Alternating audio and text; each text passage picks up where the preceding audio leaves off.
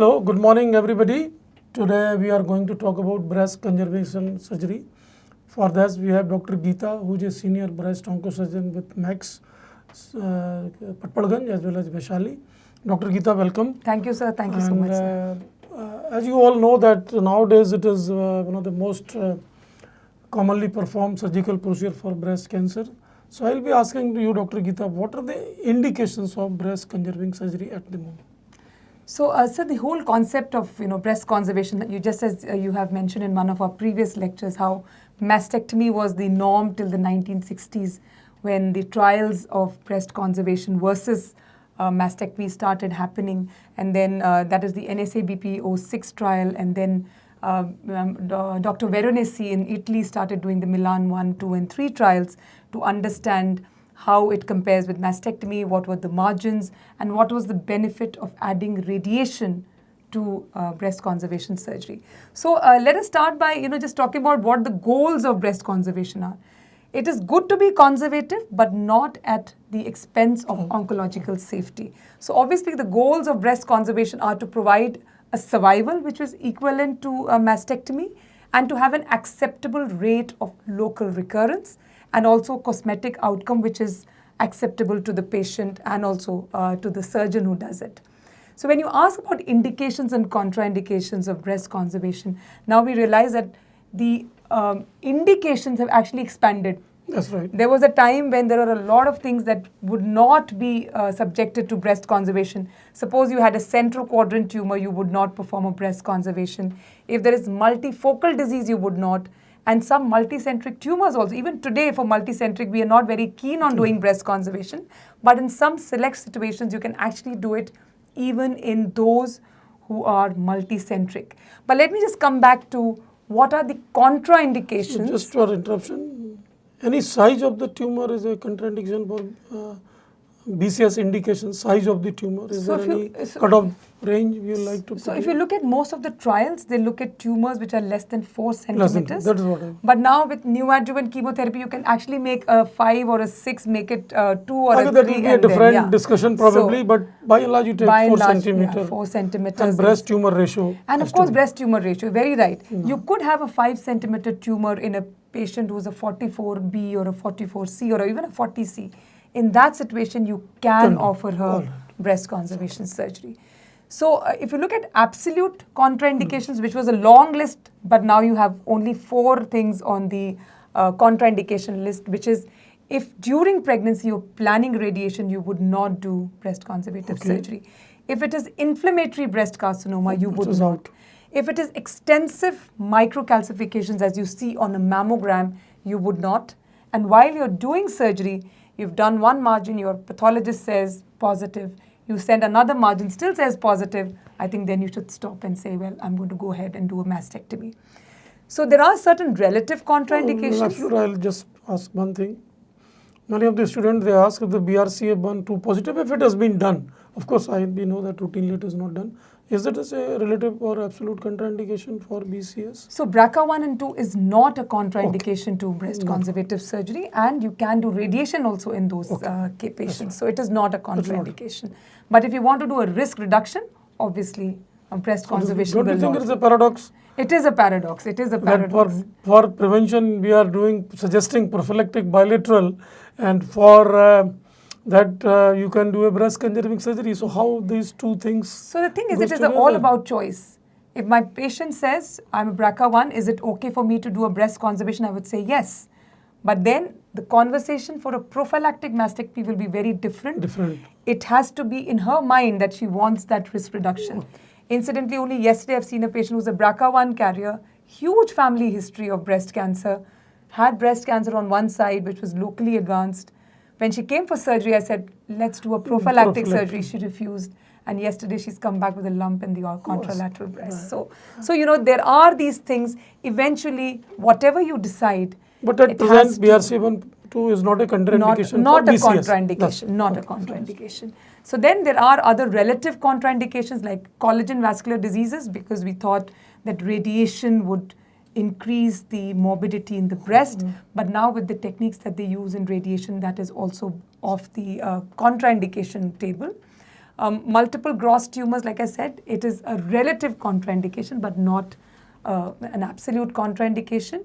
Separate quadrants, you can remove them with margins, and the radiation oncologist is happy to radiate 2 separate tumor beds also.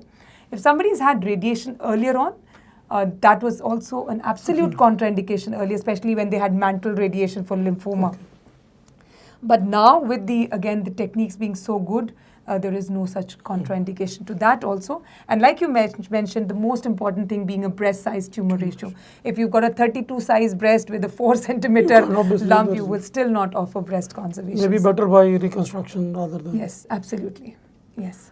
So, so you mean to say that all the women at present scenario is a good place, every radiotherapy facilities are available, early breast cancer, particularly less than 4, should be offered breast conserving treatment, an Yes. option, pros and cons of versus mastectomy should be, and of course, patient should be taken into this wishes that whether she wants it or not.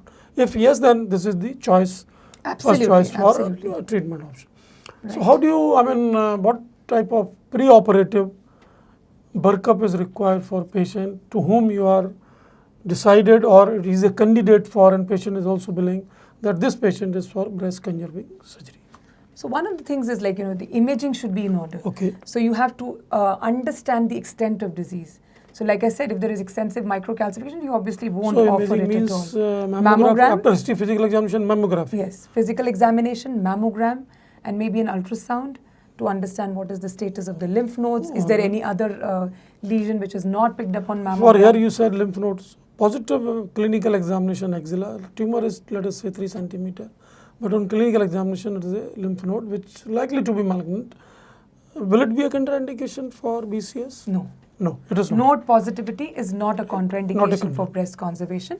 But now there are a lot of things that have changed about how you treat. That is different, That but is it a is not a different thing, but contraindication. otherwise it It's is not a Okay, that is contraindication. what I wanted. Yes. Because sometimes in examination, the student face this problem that so positive clinical breast, clinical axilla is not a contraindication for BCS if tumor size is permitting this. Absolutely. Okay, so absolutely. workup you said, history physical examination, mammography for multicentricity or other tumor in other breast or diffuse microcalcification.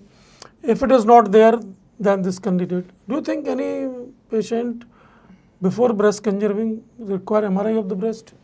So in young patients, especially the ones who've got dense breast, so mammogram will not give you all the information. If it is a 35, 40-year-old, her breasts are dense, and what you're feeling and you're seeing on the mammogram may not be the entire thing. There could be multicentric disease hiding in that dense breast. For that evaluation, you may be served better with an MRI. But not routinely. Not routinely. Because somewhere I've read that if you do MRI routinely, it decreases the rate of breast conserving surgery. It overdiagnose or overstage. It does. It does. So we are all guilty of that, because what happens is you see multicentric disease or there be non-mass-like enhancement on MRI, which may actually not be disease, but the apprehension gets the better of you, and then you land up doing more mastectomies than that is what. breast So conservation. routinely MRI is not. It is mammography unless there is a specific indication. That's right. Okay. Any other workup of this patient, particularly? Any So now, we would subject all patients to a biopsy before doing surgery, and we would also do an immunohistochemistry panel.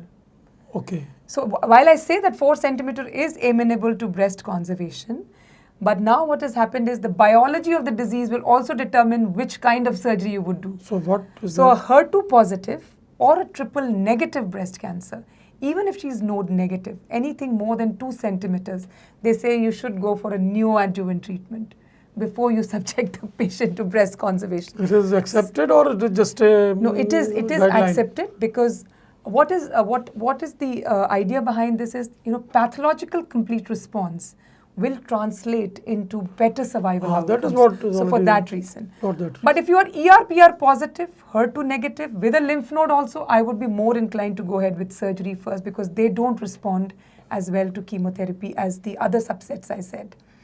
Because you get a pathological complete response only in about 15% of patients who are ER/PR positive and HER2 negative. So clinically positive axilla, along with biopsy of the tumor, you will do a ultrasound guided FNAC from the axillary node also. Node also. Because yes. if they are positive, it will obviate the need of Sentinel node biopsy. Absolutely. So you will be doing that. Okay, That's so right. any positive axilla along with core biopsy of the breast lump, it should be ultrasound guided FNAC. Positive is of value, negative of course we'll talk about this. That's right. So, Alright. so we'll talk about, like we've already talked about the size, the density of the breast. All this will influence your decision on what kind of surgery you're planning to do. And with oncoplasty, things will change again, but we will just stick to conventional breast conservation surgery.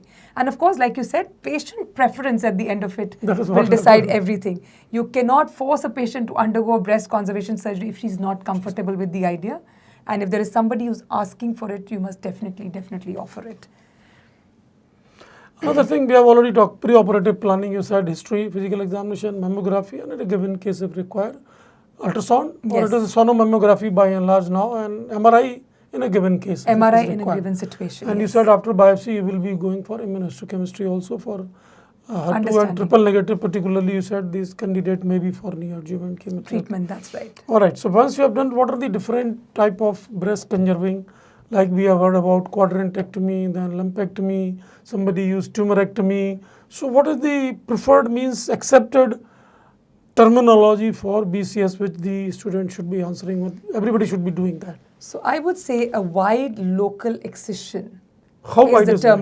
How wide is terminology. wide? So now then we have to come to margins then. So we started off with the quadrantectomy is the term That's that right. Veronese Veronese used. is So it was used. called quad. Quad Quad. meaning you're doing quadrantectomy and radiation. Radiotherapy, So that yes. is, but it was like removing the entire quadrant for a small tumor. Cosmetically it was not viable, not not viable. So wide local excision, I'll come to how margins have changed and how incisions, how would you place an incision? With better understanding of the disease. Earlier what we used to do, suppose that is the tumor, if that's the tumor, we would place an incision right there.